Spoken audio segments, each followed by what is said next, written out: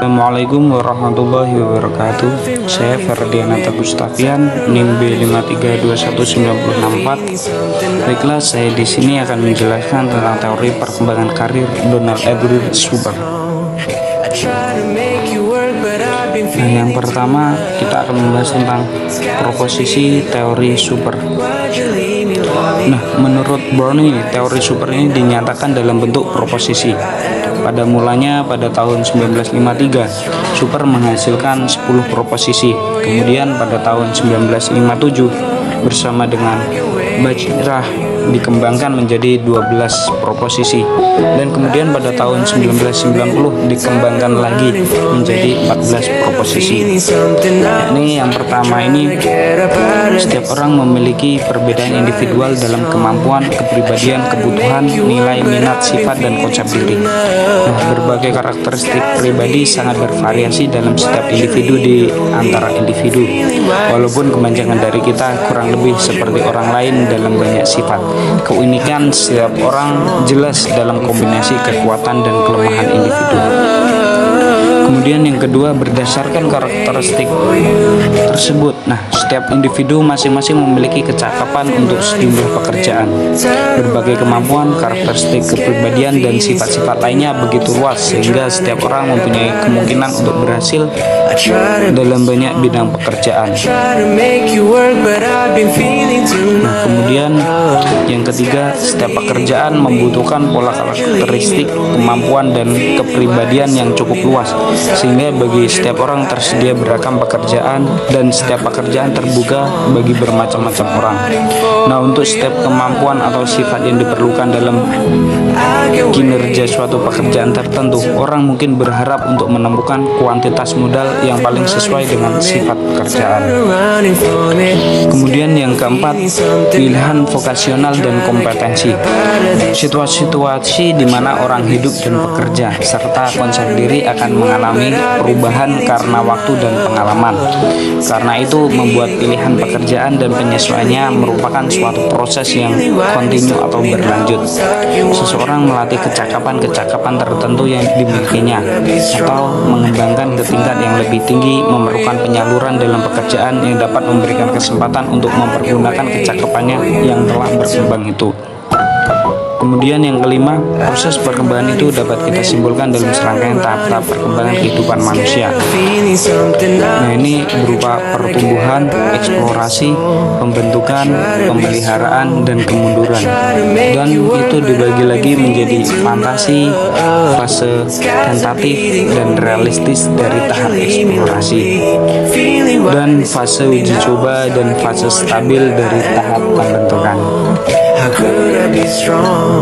Kemudian yang keenam, pola karir seseorang ditentukan oleh tingkat sosial ekonomi orang tua, kemampuan mental, pendidikan, keterampilan, karakteristik kepribadian yang meliputi kebutuhan, nilai, kepentingan, sifat, dan konsep diri, dan kematangan karir serta kesempatan yang terbuka bagi dirinya.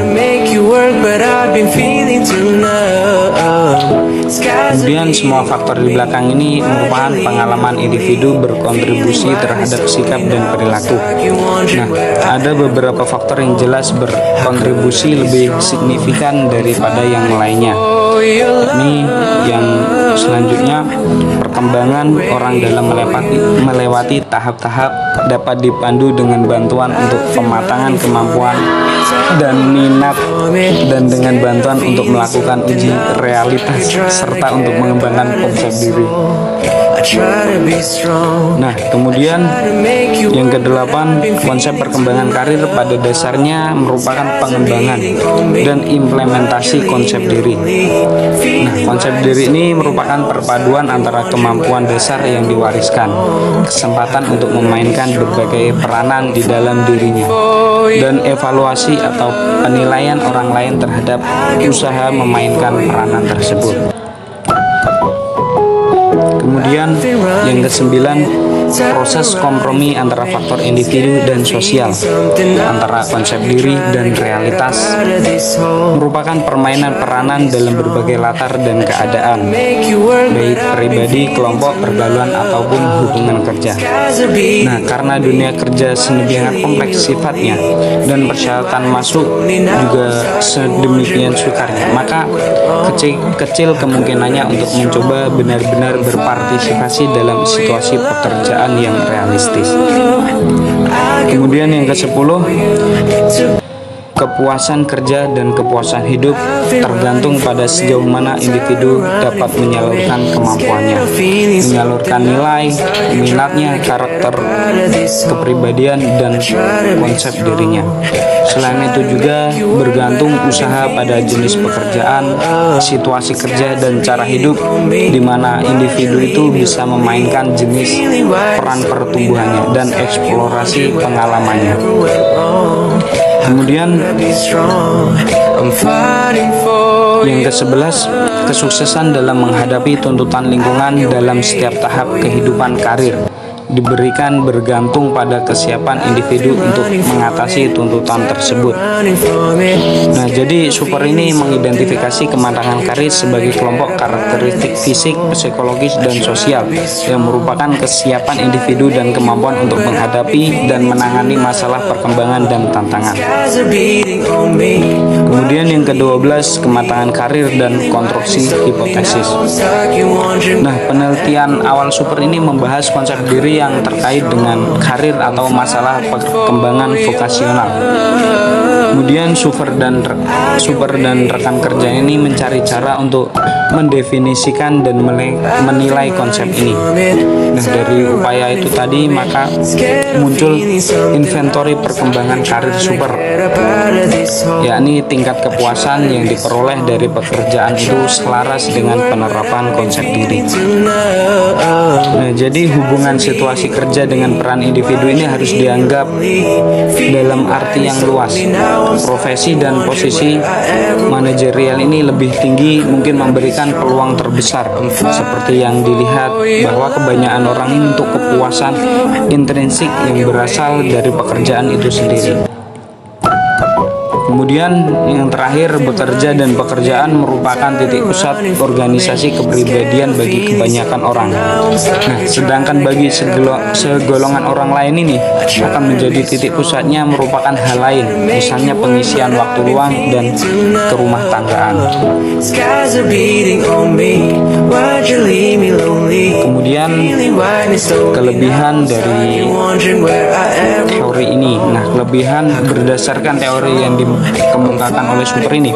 Kelebihan yang terdapat dalam teori ini dapat digunakan untuk mempertimbangkan bahwa individu ini berubah dari waktu ke waktu.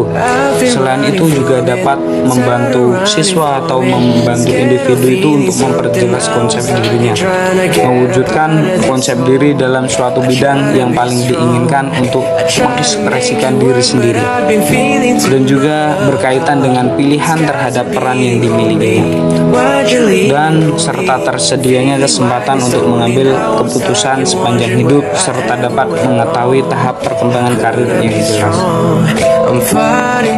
Kemudian kekurangan. Nah,